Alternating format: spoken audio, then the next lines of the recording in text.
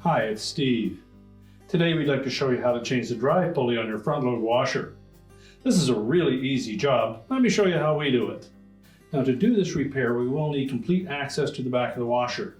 So the first thing we'll need to do is to unplug it.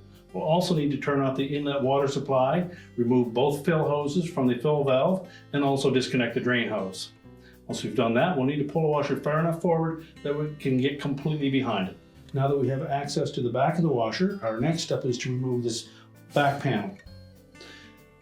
There are typically about 13 screws that hold that panel to the cabinet. We need to make sure that we also take those 3 out across the top.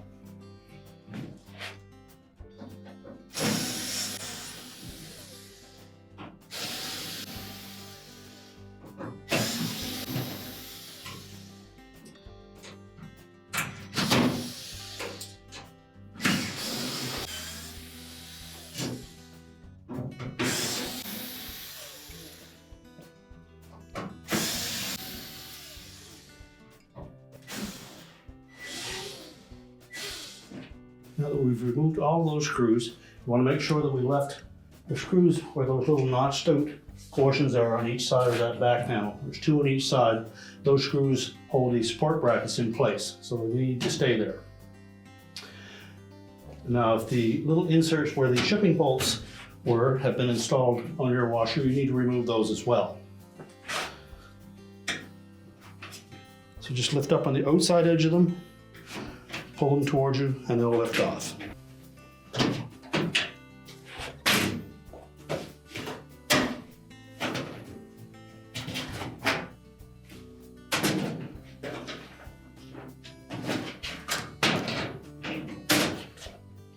Now with those inserts removed, we can then just lift out on the bottom of that back panel, carefully lower it down, and now we can set that aside. The belt is still intact on your washer. You'll need to rotate that off of that large pulley.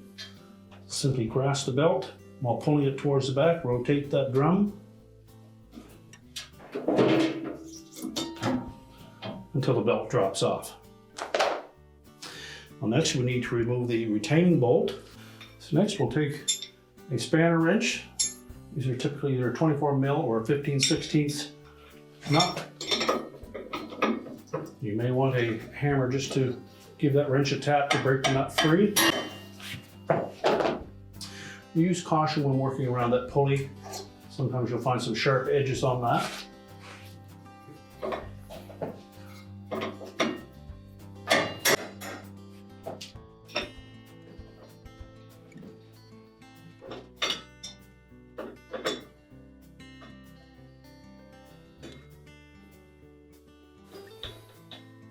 Remove that retaining nut, and just grasp that pulley, rock it back and forth until we can slide it off of the drum shaft.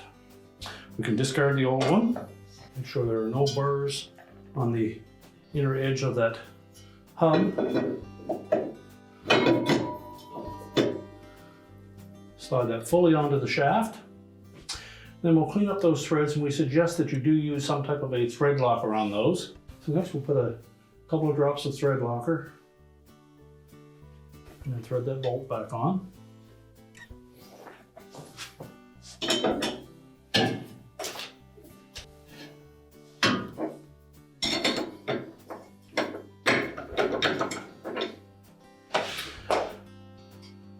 Now they recommend somewhere in the order of 50 to 55 foot-pounds of torque on that bolt. So if you do have a torque wrench, you may want to use that. If not, just make sure that it's really good and tight.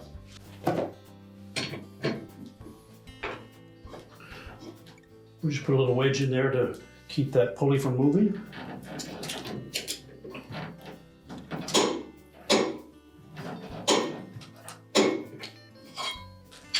Once we have that nice and secure, we can then reinstall the belt. We'll begin by draping the belt around the motor pulley and try to center it in those grooves on the motor pulley.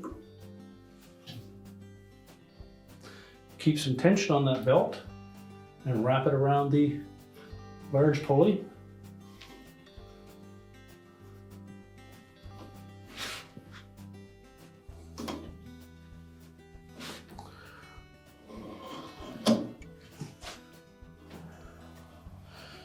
next we'll try to center that belt on the large pulley as best we can. There's typically 1 or 2 extra grooves on the motor pulley that will allow us to move the belt forward or backwards. So move it to the closest position we can on that motor pulley to help center the belt on the large pulley. And once we've done that, we're now ready to put the back panel on. Now we'll start by tucking the top edge of that panel in underneath that top panel.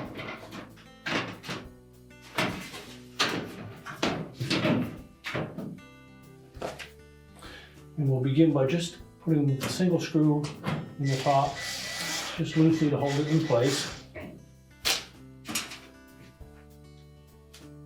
Next, we'll line up this center bottom one.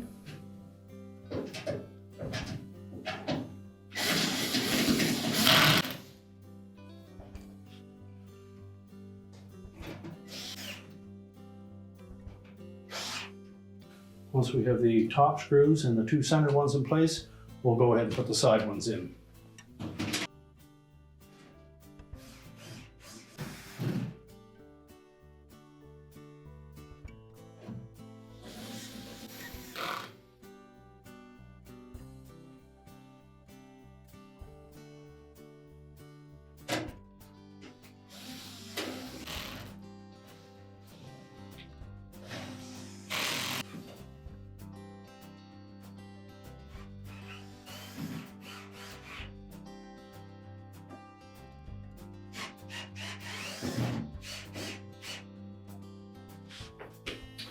Once we have all of those screws secure, we can then put those caps back over the shipping bolt openings.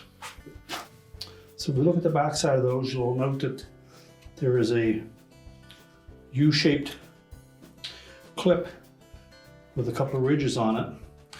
We're going to drop that into the round opening, push it sideways to lock it into place.